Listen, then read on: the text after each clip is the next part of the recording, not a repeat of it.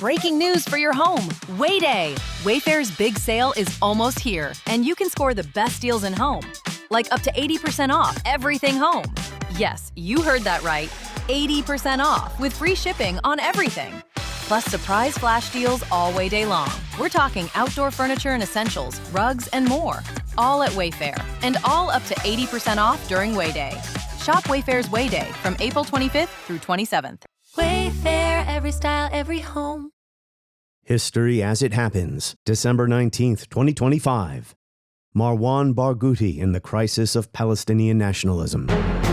Security will be achieved by one way, by peace, and peace will be achieved by the end of the occupation. From the very beginning, we have said that this is a political trial. It's incomprehensible that anyone should try to argue that the court doesn't have jurisdiction in this case. We're talking about terrorist attacks against Israelis committed in Israel, some of them just half a mile from here, where the idea was to try and terrorize the Israeli population. Marwan Barghouti has long been seen by Palestinians and Western leaders alike as the one man who could unite and lead Palestinians to statehood. He's been called the Palestinians' Nelson Mandela, the world's most important prisoner. Marwan Barghouti is serving life in Israeli prison, yet he's seen as a potential unifier, respected by figures on both sides, despite his conviction for terrorism. Could he revive the two-state solution? His life and times, the history he made and witnessed next. As we report history as it happens, I'm Martin DeCaro. I suppose in the strict sense, we don't know exactly how his views have evolved or may have evolved. But we know traditionally he has been a supporter of a two-state solution. He's been a supporter of diplomatic process with Israel. He has many admirers, not just certainly among Palestinians, but even among Israeli elites. He is seen as someone that they can do business with. And so unless he's had a complete change of heart, we don't know his mental condition either, just given the extremely harsh conditions that he's been placed under, particularly in the past 2 years. But we know certain basics, and that is he supports a two-state solution. He is not a pacifist, but he believes in diplomacy.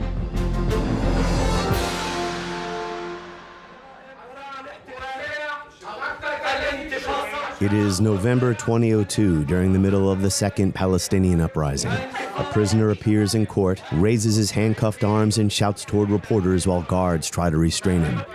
Marwan Barghouti is accused of organizing attacks that killed 26 people. You know, everybody in this world knows that Marwan Barghouti is fighting for peace. I am a peace man.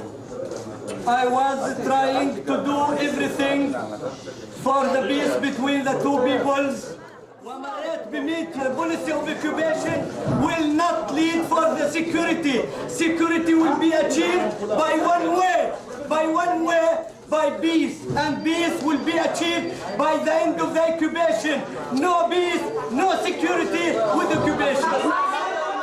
Barghouti was ultimately convicted in 2004 for the murder of 4 Israelis and a Greek Orthodox monk during the Second Intifada, which broke out in 2000 as the Oslo peace process disintegrated. After 14 days of intensive negotiations between Israelis and Palestinians, I have concluded with regret that they will not be able to reach an agreement at this time. It's a normal thing to visit the Temple Mount, and every Jew can visit the Temple Mount.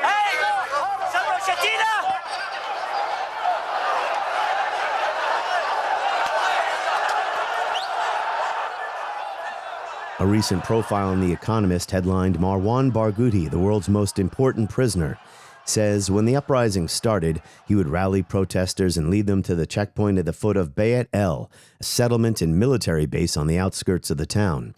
Many protesters threw stones. Israeli soldiers responded with rubber bullets and sometimes live rounds. Occasionally, Apache helicopters joined in. The protesters kept coming. After several weeks of mounting casualties, Palestinians started shooting back from the rooftops. Unlike the previous Intifada, the second quickly spiraled into armed conflict.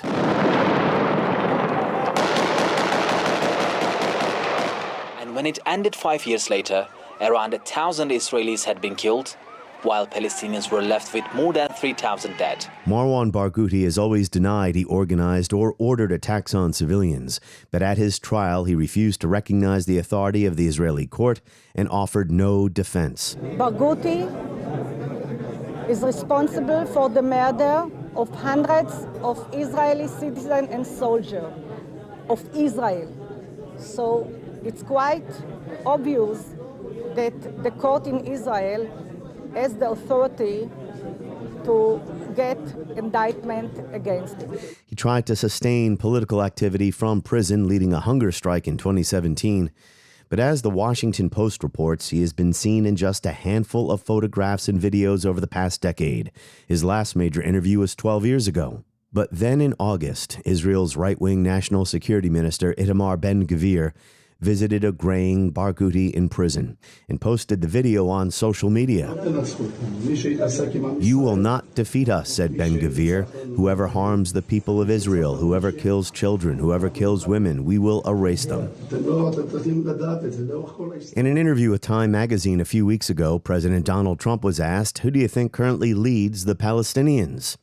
He responded, "They don't have a leader right now." The reporter then asked him, "Well, what about Marwan Barghouti? Do you think Israel should release him from prison?" Trump responded, "I am literally being confronted with that question about 15 minutes before you called. That was the question. That was my question of the day. So I'll be making a decision." Well, today, Marwan Barghouti is in the same place he's been since the Second Intifada soaked the land in blood. He's in prison. His life traces the story of the Israeli-Palestinian conflict. Born in 1959 in the West Bank, then ruled by Jordan, his life and the lives of all Palestinians dramatically changed with Israel's sweeping victories in the Six-Day War. War in the Middle East. Israeli forces drive spearheads across the Sinai Peninsula, west to the Suez Canal, south to the entrance of the Gulf of Aqaba, breaking the blockade, capturing the west bank of the Jordan River, and occupying the old city of Jerusalem. He became a leading figure in the Fatah movement's young guard in the 1980s. But in 1987, the year the first Intifada broke out, Israel deported him to Jordan, denying the uprising his important leadership. The protests evolved from boys throwing rocks and people marching to fighters attacking Israeli soldiers and military targets. Palestinians went on strike and boycotted Israeli products. He returned to the West Bank after the Oslo Accords were signed and built trusting relationships with Israelis. And that history continues to foster hope that Marwan Barghouti, even after all these years hidden away in prison, can galvanize the peace process and help end the horrendous suffering of his people. He is by far the most popular Palestinian figure today. Khaled Elgindy is a scholar and a senior fellow at the Quincy Institute for Responsible Statecraft. He was once an advisor to Palestinian leadership during negotiations with Israel from 2004 to 2009. Our conversation next. But remember, you can become a subscriber and enjoy ad-free listening, bonus content, and 24/7 access to the entire catalog of 500 episodes dating back to early 2021. Just tap subscribe now in the show notes or go to historyasithappens.supercast.com. Khaled Elgindy, welcome back. Yeah, thanks for having me back. And congrats on your new position at the Quincy Institute. So we're going to discuss the life and times of Marwan Barghouti. You can trace the history of this conflict by following his life story. He has been in the news lately, at least his name has. He's been locked up for 20-some years. So does anyone know what he stands for now? What can we safely assume to be his ideas anymore? Yeah. I suppose in the strict sense, we don't know exactly how his views have evolved or may have evolved. But we know traditionally he has been a supporter of a two-state solution. He's been a supporter of diplomatic process with Israel. He has many admirers, not just certainly among Palestinians, but even among Israeli elites. He is seen as someone that they can do business with. And so unless he's had a complete change of heart, we don't know his mental condition either, just given the extremely harsh conditions that he's been placed under, particularly in the past 2 years. But we know certain basics, and that is he supports a two-state solution. He is not a pacifist, but he believes in diplomacy. But he also believes that occasionally violent resistance is warranted, especially when the occupation itself is maintained through violence. He is 66 years old. He was seen relatively recently in a video that was posted by the far-right government minister in Israel, Itamar Ben-Gvir. Ben-Gvir was berating him. What did you make of that whole thing? Yeah, I think it's part of Ben-Gvir's MO, which is to humiliate Palestinians, particularly since part of his role is to oversee the prisons. And he has made it a point that he has scaled back a lot of the services or benefits that prisoners might have enjoyed, things like, visitation rights, letters, that sort of thing. Ben-Gvir has sort of reveled in ramping up the pressure on diminishing their food rations, on diminishing their ability to interact with other prisoners. The images that we saw of that interaction were really striking in that Marwan Barghouti it was almost unrecognizable. I mean, he looked gaunt. He had clearly lost a considerable amount of weight. He had aged grayer, and he was not healthy looking, and he looked almost like a child being berated by his parents. He looked meek, and I think that was what Ben-Gvir was trying to project. And that is, we Israelis can break your spirit, and that is what we're doing. To all those who idolize this man, look at him now. I think that was the message. Public humiliation. So I was just reading an article from The Economist last July 2024 with the headline, "The World's Most Important Prisoner, Marwan Barghouti." The article stated that a prisoner swap might be in the works, and it would include him. His name's come up again recently along those lines. Khaled, why, in your estimation, was he not released by the Netanyahu government? Yeah, his name is always kind of at the top of the list of any prisoner exchange, and that goes back many years. Hamas has negotiated a number of prisoner exchanges over the past 15 years or so. They consistently put his name at the top. I think he hasn't been released because of what he represents to Palestinians. First of all, he's hugely popular among Palestinians. He almost has a kind of mythical place in the minds of Palestinians that, whether it's realistic or not, doesn't matter. I mean, he occupies this place as a kind of he's a living legend. Been in the resistance, he has sacrificed a lot. He's facing a life sentence, but he's seen as someone who can unify Palestinians and as someone who can make a deal with Israelis. He's fluent in Hebrew. He spent an enormous amount of time in prison reading about Israeli society and politics, and he has many relationships with Israeli officials. Yeah, this wasn't his first time in prison. Exactly. He did a stint after the first Intifada in the late 80s, early 90s, and was even exiled. And so he represents two things that this Netanyahu government, this very extreme government, does not want. They don't want to see a Palestinian leader emerge who can unify Palestinians, who is seen as someone who could negotiate a conflict-ending deal with Israel. They want to maintain the narrative that there is no partner on the other side, that there are no credible Palestinian leaders. They've released people with literal blood on their hands as part of these exchanges. Clearly, I think Marwan's continued detention is purely political at this stage. And there's also what happened with Yahya Sinwar, the head of Hamas. He was once a prisoner and was released and then went on to plan the October 7th attacks. So maybe that's also a concern here on the Israelis' part, because Barghouti was convicted in a terrorist attack that killed civilians. Yeah. I mean, that is often the talking point that we hear from Israelis is, we released this one other high-profile prisoner and look what he did. I think Marwan is different. First of all, the evidence that he was directly involved in organizing attacks on Israeli civilians is pretty scant.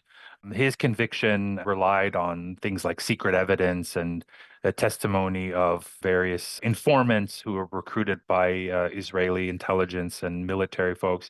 perhaps under coercion. I mean, we know that coercion and torture are part and parcel of how Israeli intelligence operates. I don't think a credible analyst would look at his conviction and say, well, yeah, he had full due process. So I don't think Marwan is comparable in the sense that he's a known quantity. We know he supports a two-state solution, unlike Yahya Sinwar. We know he supports negotiations with Israel, unlike Yahya Sinwar, in terms of a final status deal. And he has relationships among high-ranking, former Israeli officials who, some of whom even vouch for him. So he's different in that sense. He's not someone who I think would go out and plot, the mass killing of Israeli civilians. He was born in early June 1959, just about 8 years exactly before the start of the Six-Day War of 1967, an event that would change his life and the lives of millions of others. What was life like for Palestinians in the West Bank under Jordanian control when Marwan Barghouti was a boy? Yeah, so during that period between 1948 and 1967, when the West Bank was and East Jerusalem were under Jordanian control, Palestinians were fully integrated into Jordanian politics and society, although not necessarily as Palestinians. The Hashemite monarchy was very keen to avoid that label and not to promote Palestinian nationalism. But they were full citizens. The West Bank was annexed by Jordan, although it was not really recognized internationally except by a handful of countries. But it was clear that Palestinian nationalism was a thing. Marwan was probably too young at age 8 by the time the West Bank fell under Israeli occupation for him to have like a real political consciousness. Sure. But that certainly evolved. And I think it was pretty common for Palestinians. Palestinian national identity was very pervasive even under Jordanian rule. Were the Jordanians heavy-handed at all? I mean, what was day-to-day life like? They were heavy-handed in the sense of the PLO was formed, I believe, in 1964, so just a few years before Israel captured the West Bank. The PLO was founded, I believe, in Jerusalem when it was under Jordanian rule. The Jordanians didn't outlaw the PLO, but they also did not promote it. They did not want a rival political leadership to emerge that would challenge the monarchy. Which wound up happening. King Hussein, for a while there, it looked like he might be overthrown. Now, we discussed Palestinians in Jordan once before. It may have been the last time you were on. And in the interim, I've had Kai Bird on to discuss his great book, The Good Spy. Bob Ames was one American official among a minority when this was discussed. Most people were not on Ames's side, but he believed that the PLO should be helped to overthrow the Hashemite monarchy in the 1960s. This is before the events of Black September, where the PLO ultimately be thrown out of Jordan in a terrible civil war, short but very violent civil war.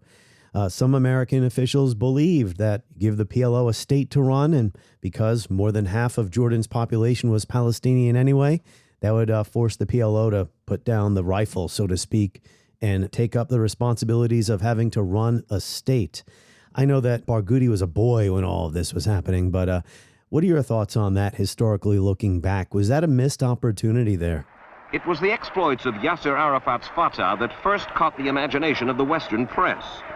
Operating from Jordan, they infiltrated the Israeli-occupied West Bank and Israel itself.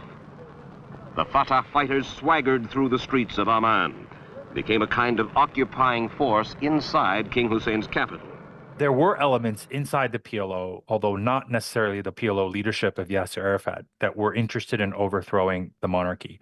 But for the most part, the PLO leadership were interested in forcing King Hussein and the monarchy to accommodate the PLO and to allow their freedom of action, because the PLO wanted to carry out attacks from the East Bank onto Israeli-occupied West Bank. Jordan wanted to restrict their ability to sort of be a state within a state. That's what the PLO had become. They were running their own governance and security in the Palestinian refugee camps. As you said, it was a very large segment of the overall population. This was really about, for the Jordanians, asserting Jordanian sovereignty, and for the PLO, trying to maintain their freedom of action. It wasn't at all really about creating a Palestinian state on the East Bank. That's not something that the PLO supported, but a handful of folks inside the PLO believed that if maintaining the PLO's freedom of action required overthrowing the Hashemites, then so be it. But that wasn't the official position of Yasser Arafat. But it was a very sticky situation in that the PLO imposed itself in ways that really violated Jordanian sovereignty. King Hussein was worried enough to ask for American help. And as I mentioned, speaking to Kai Bird about his book, and this is one of the more interesting chapters, I actually did not know this, that there were people in the U.S. government, Bob Ames, who thought that the U.S. should support the PLO in such an endeavor. We know that did not happen. More people in the American government wanted to stick with the Hashemites. How did life for him and his family and for Palestinians generally change after 1967, the Six-Day War, and how did that shape Barghouti's early activism? Yeah, I mean, it changed everything because now Palestinians went from being ruled by, I don't want to say friendly, but at least a tolerant, somewhat tolerant Arab regime to an Israeli occupation that was entirely hostile. Even to the notion of the existence of a Palestinian people. You may remember Golda Meir, former Israeli prime minister, famously said, there's no such thing as a Palestinian. And that was the prevailing view in Israel. It was also the prevailing view in American government circles. People like Bob Ames were the minority, arguing that Palestinians were a nation. They did have legitimate political aspirations for self-determination, and that those should be accommodated. That was the minority view, even in Washington. In Israel, it was basically non-existent. There was a total ban on any institution that had the word Palestinian in it. All Palestinian factions, whether they were left-wing or Fatah or the communists or other groups like the Popular Front for the Liberation of Palestine, they were all banned as terrorist organizations, which was the blanket label applied to anything and everything Palestinian. It was in that environment that Marwan Barghouti came of age, where it was illegal to wave a Palestinian flag or to pledge your allegiance to the Palestine Liberation Organization. In the Economist piece I referenced before, it says here, the Barghoutis now living under Israeli occupation, their neighbors beaten up or arrested for flying Palestinian flags, military bases in Jewish settlements sprang up around their village, Israeli soldier shot dead the family dog for barking. According to childhood friends, Barghouti became involved in, as you mentioned, there was a communist party there. He became involved in the Communist Party, which was influential in the occupied territories at the time. So that seems to be his first taste of activism. You know, I did not know that the Communist Party was influential in the occupied territories in the late 60s. What can you tell us about that? How long did Barghouti stick with the communists? Yeah, I think this was a part of a trend in the broader Arab world as well. The Communist Party or communist parties were quite active and influential in a number of places from Iraq to Syria to Egypt, was part of the political landscape. In post-colonial or post-independence parts of the Arab world, it wasn't that surprising in the Palestinian context. What made the communists in the Palestinian context distinct from other Palestinian political forces is that they were generally not opposed to Israel's existence. Whereas groups like Fatah and the PFLP and let's call them indigenous Palestinian political movements, since obviously communists are transnational. They didn't reject Israel entirely as a colonial outcrop that was illegitimate. I'm not saying that Marwan Barghouti didn't believe that maybe at some stage in his life, but what was different about the communists is that they had, first of all, relationship with the Israeli Communist Party that was also represented in the Israeli parliament, in the Knesset. And they reflected very often the views of the Soviet Union, which recognized an Israeli state. The communists were somewhat different in that respect. And from what I gather here, the communists were also nonviolent resistance. Barghouti apparently got tired of just marching around and seeing that the marches were not changing anything. Yeah, I mean, Barghouti's, I think, real foray into direct action was during the First Intifada, the Palestinian uprising that began in the late 1980s, in which he emerged as an organizer for Fatah, what was then the dominant Palestinian political faction. Yeah, he was a part of a new, younger Palestinian activist, because these were the years, we're already jumping ahead a bit to the 1980s, ahead of the First Intifada, but the PLO is in exile. The old guard is in exile, right? Yeah, the PLO is formally in exile. It is still officially banned by Israel, but everybody knows that the PLO exists and that the PLO is viewed almost universally by Palestinians as their sole legitimate political representative. During the uprising, during the First Intifada, there was what was called the unified leadership of the uprising, made up of all the different factions, and they would coordinate their activities. And at a certain point, they began to coordinate with the PLO outside. The PLO at the time was based in Tunisia, in Tunis. The PLO would channel resources and other support, political support to the leaders of the uprising. But it was the leadership inside the country that was running that uprising. They didn't take orders from the PLO, but they did coordinate with their political leadership. I want to return to an episode earlier in his life, which will help explain why he became more radicalized, if you will, if that's the right term. I think this is understandable. He was 18 and was arrested in a nighttime raid on his home. Israeli prison guards put a bag over his head, stripped him naked, reading from The Economist here, and beat his genitals with a stick until he fainted, he later alleged. When he came round, they taunted him that he'd be unable to have children. According to his brother, Barghouti was accused of being part of a terrorist organization and preparing Molotov cocktails. He spent 4.5 years in prison. He was released in 1983. That is 4 years before the First Intifada. Are you familiar with this story? It would be a formative experience for just about anybody. Yes, for sure. It was absolutely formative for him. It's where he learned Hebrew. He was a voracious reader, from what I can gather, and he read quite a lot about Israeli politics and society. I don't know if I would use the word radicalized. It certainly contributed to his politicization and who he was and what he believed, and sort of cemented what he believed in.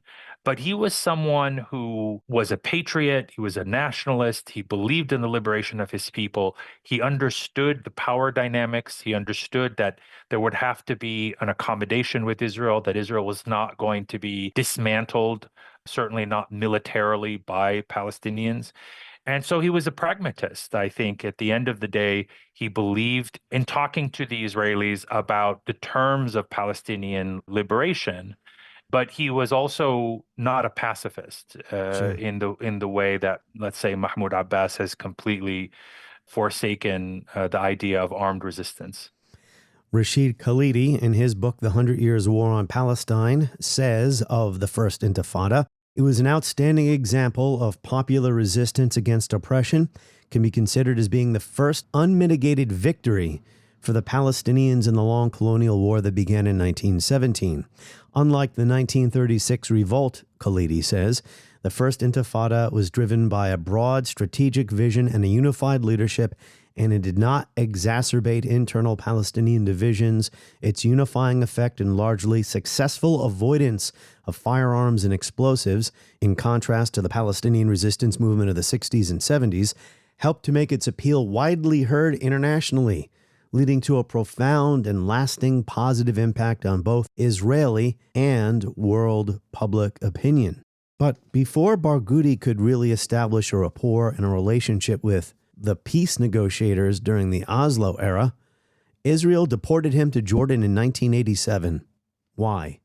Because they saw him as an agitator. He was one of the leaders at the grassroots level. He could mobilize people against the Israeli occupation. And so he was a direct threat.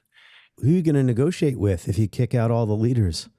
Well, the Israeli occupation was not interested in negotiating, right? Yeah, they were not interested in accommodating Palestinian nationalism until well into the First Intifada, when there was a realization, particularly on the Israeli political left, that, okay, yes, Palestinians are a thing and they have political aspirations, and we need to figure out how to accommodate that. Otherwise, we're going to be fighting this resistance forever. So he comes back to the West Bank as part of the Oslo process. He's allowed to return in the mid-1990s.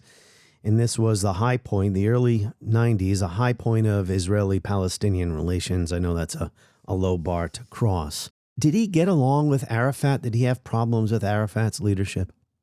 My understanding is that he was sort of a protege of Yasser Arafat, and that Arafat saw him as someone he could groom. I don't know that he necessarily saw him as a successor, but he saw him as someone who was loyal, charismatic, and therefore attractive as a leader, someone that could mobilize people.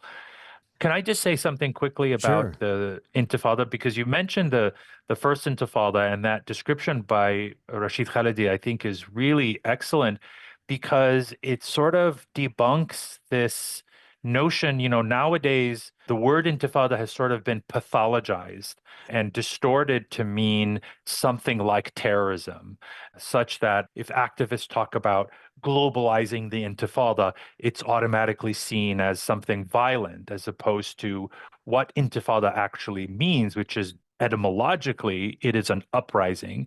The First Intifada was, as Rashid explains, was largely nonviolent, and for that reason, quite effective. But nowadays, the word has gotten demonized and pathologized in ways that I think do a real disservice to the whole issue. I think we did a whole show about that. Maybe I'll include a link to that in the show notes for this episode.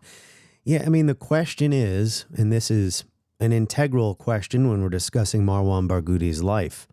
If you're under military occupation, what are the acceptable ways to resist? The First Intifada had some violence. It got a little bit more violent as it went on, but the body count was totally one-sided, and it was crushed violently, and many more Palestinians died than Israelis. So that is my question to people. How do you expect those who are under the boot? What's the right way for them to resist? Terrorism is against civilians, you can say. That's not acceptable. The First Intifada wasn't like that. It wasn't known for suicide bombing. Right. Yeah. Exactly. There weren't really suicide bombings happening in the First Intifada. It was general strikes, protests. It was shutting down stores, in some cases, roads, that sort of thing. And it was running underground schools, because Israel, in retaliation, had shut down the schools, which they ran, as the military was the government for Palestinians. And as punishment, they shut down the schools. And so one of the acts of resistance was to create these underground schools. All of that was subsumed under this thing called the Intifada that had nothing to do with violence. So during the heyday of the Oslo process, such as it was, we'll call that before Rabin's assassination, what was Barghouti's role? How did he come to embrace the two-state solution, or did he already embrace that prior to this? His role, I think, was as a leader within Fatah. He was not an official office holder inside the Palestinian Authority, but he was one of the organizers and leaders of Fatah in the West Bank. Yeah, I'm not sure exactly when he embraced it. By the signing of Oslo, the PLO itself, before that, in 1988, the PLO embraces the two-state solution by recognizing Israel and declaring independence in the West Bank and Gaza Strip and East Jerusalem. So it may have been at that point, but I'm not 100% positive. Sure. The bulk of his political life has been in support of a two-state solution. And he became very close with Israeli officials. They had a sort of respect for him as someone who was influential, particularly military people. Military folks, they respect people who can produce results. They can influence outcomes. And I think they saw him as that sort of person. I think it's an important point to bring up because, as we said at the top, man's been in prison for so long now. I mean, what kind of relationships would he even have anymore with the Israelis? It's hard to say. Oh, at this point, I don't know what his relationships are. I think there are some, like Ami Ayalon, who still advocate for his release. There are a handful of former Israeli officials who do that. but it is a minority view as far as I can tell. Yeah, opinions have hardened for sure. Recent events, man. And this is also, we're talking 30 years ago, the Oslo process. So I had asked you before about his relationship to Arafat. I'm just consulting my notes again. I want to make sure I get this right. So I have Ian Black's book here, Enemies and Neighbors, and he's talking to a major turning point in the Oslo process, and that is, of course, the election of Benjamin Netanyahu following the death of Yitzhak Rabin. Says Black, the relationship between Israel and the Palestinians declined from the modest level of understanding and partial reconciliation that had been achieved into an escalating and debilitating confrontation with the Netanyahu government over the building of settlements and other issues.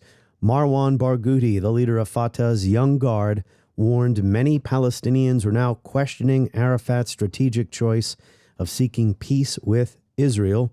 He said Netanyahu's policy is to strengthen Hamas and the opposition on the Palestinian street.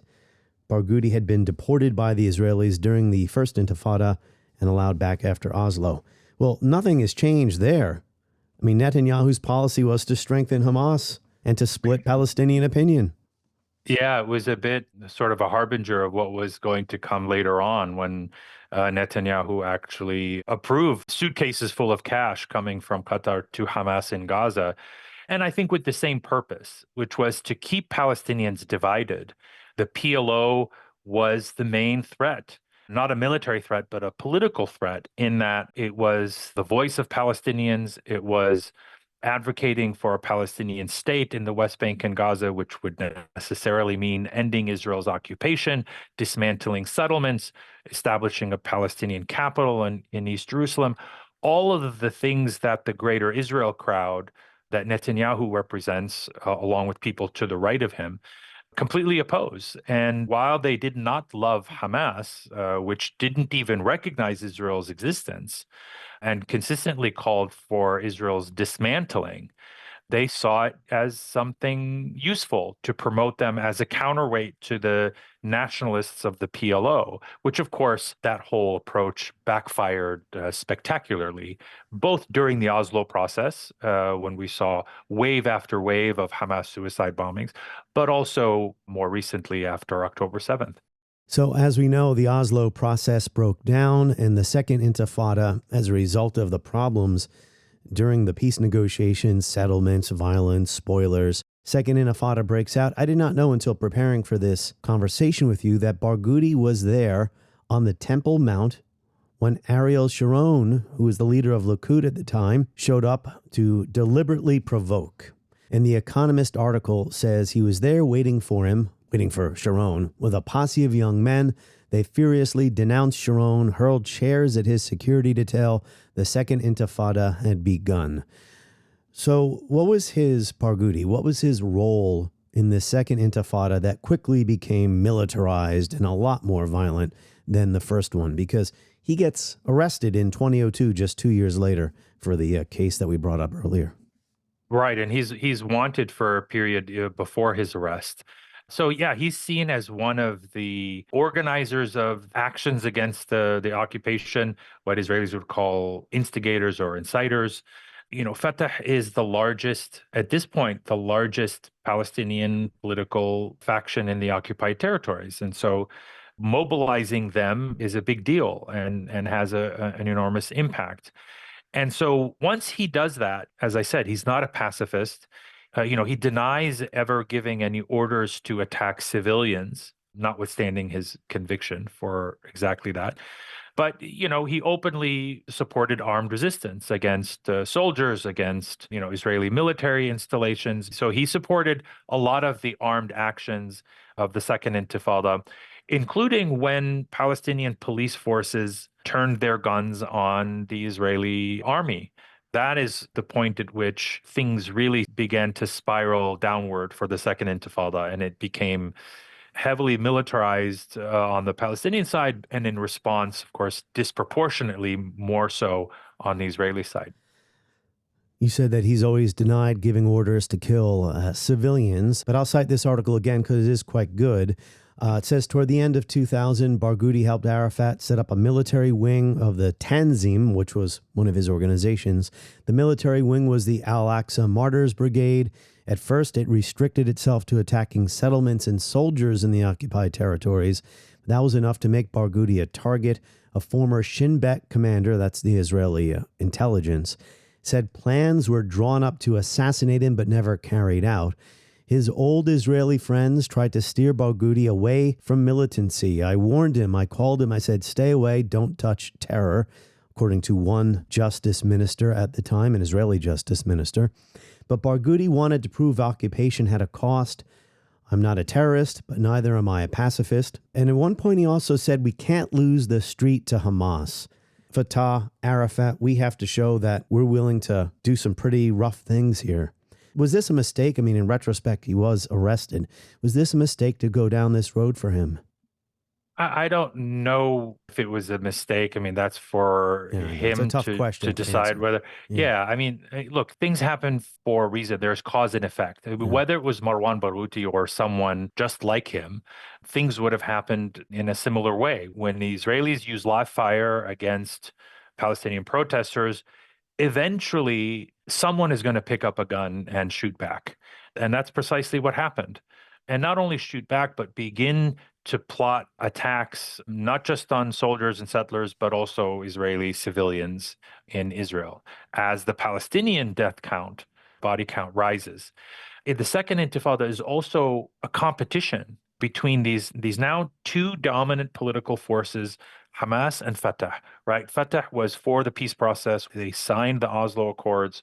And Hamas, they were violently opposed to Oslo and recognition of Israel and all of that.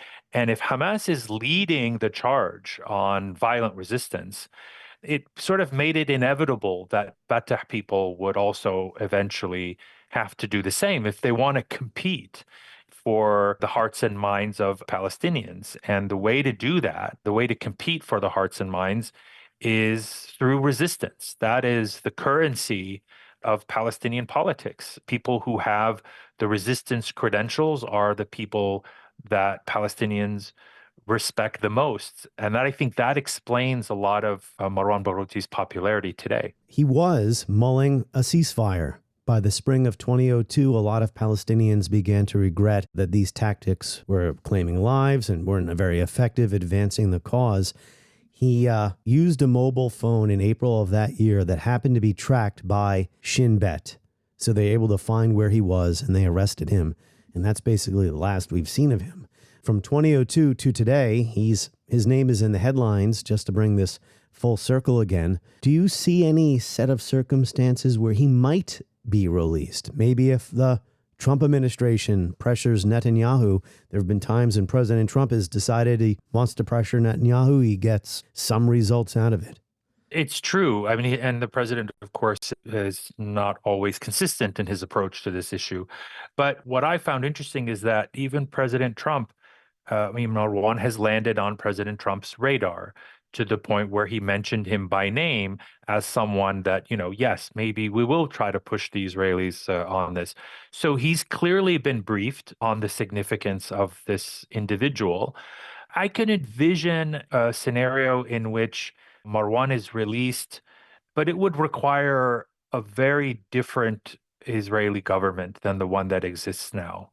The one that exists now is so extreme and so nihilistic in its approach to Palestinians. There's no accommodation. There's no doubt that there are elements inside the Israeli security establishment who are looking at the situation in the West Bank. They see a Palestinian Authority that is in a state of slow motion collapse. They see chaos in Gaza, and they see this as not necessarily in Israel's interests. There are pragmatic elements in the Israeli security establishment who understand that a total collapse, a total chaos will have reverberations for Israeli security, and that there is a need for a coherent Palestinian leadership. Maybe at some point those voices will come to the fore, but right now Israeli leadership is dominated by people who look at the world in zero sum, and that is Israel can only exist as it is with no such thing as a Palestinian. There can be no Palestinian nationality. There can be no accommodation, political accommodation with the Palestinian nationalism, and those things need to be destroyed. So if that were to change, then I could see, with considerable American pressure and an international campaign, maybe some rational individuals in Israel would emerge and say, yes, a cohesive, unitary Palestinian leadership is actually in our interest, but we're not there. There are pragmatic voices going all the way back to 1967 who said occupying the West Bank and East Jerusalem is a mistake and we should not do it. But they did not win out. Now, what would Barghouti be in charge of? Presumably the Palestinian Authority? We don't know. What we know is that he's quite popular and that anytime his name is floated in polls, he consistently comes out on top of any other candidate as the president of the Palestinian Authority or even as head of the PLO. He's more popular in some cases than the nearest candidates combined. Certainly more popular than Mahmoud Abbas, who is hugely, hugely unpopular. And in that sense, I think Marwan is the anti-Abbas. He's everything that Mahmoud Abbas is not. Abbas lives comfortably in his compound and in his home. His people have VIP status. They don't pay any immediate price. And Marwan, of course, is paying a very heavy price on behalf of the Palestinian cause. That's something that Palestinians notice and respect. Well, Abbas is also quite old, so there's that too. Yeah, exactly. And even though, Marwan at 66 is not necessarily, I wouldn't call him youth in comparison to this very geriatric leadership that is in place now, he does represent the new guard. But I think even he would understand that his role would probably be transitional. He's someone who could unify Palestinians while the infrastructure of the Palestinian national movement is being rebuilt. And I think he understands that he's not, I can't speak for him. I don't know what he understands or doesn't, but I see Marwan's role as someone, Palestinians need a symbol that they can rally around. There needs to be a unitary address for the Palestinian people. Marwan, if he's released and if he's in a mental state that he's capable of doing this, then I think he could play that sort of transitional role to help Palestinians weather the current storm and to come out on the other side. Because right now, they're facing an existential threat in Gaza, certainly, but even in the West Bank. Mahmoud Abbas is not the leader that Palestinians need in this catastrophic existential moment. Marwan may not be the savior, but he could be the captain of a ship who can weather the storm over the next few years until the ship can be repaired. For the Israeli-Palestinian conflict, as all of us have seen, knows no status quo. It can move forward toward real peace, or it can slide back into turmoil. It will not stand still. If the parties do not seize this moment, if they cannot make progress now, there will be more hostility and more bitterness, perhaps even more violence. On the next episode of History as It Happens, we'll return to the Cold War on the big screen. Remember 1984's Red Dawn? That's next as we report History as It Happens and also consider becoming a subscriber to this podcast. Go to historyasithappens.supercast.com. That's historyasithappens.supercast.com.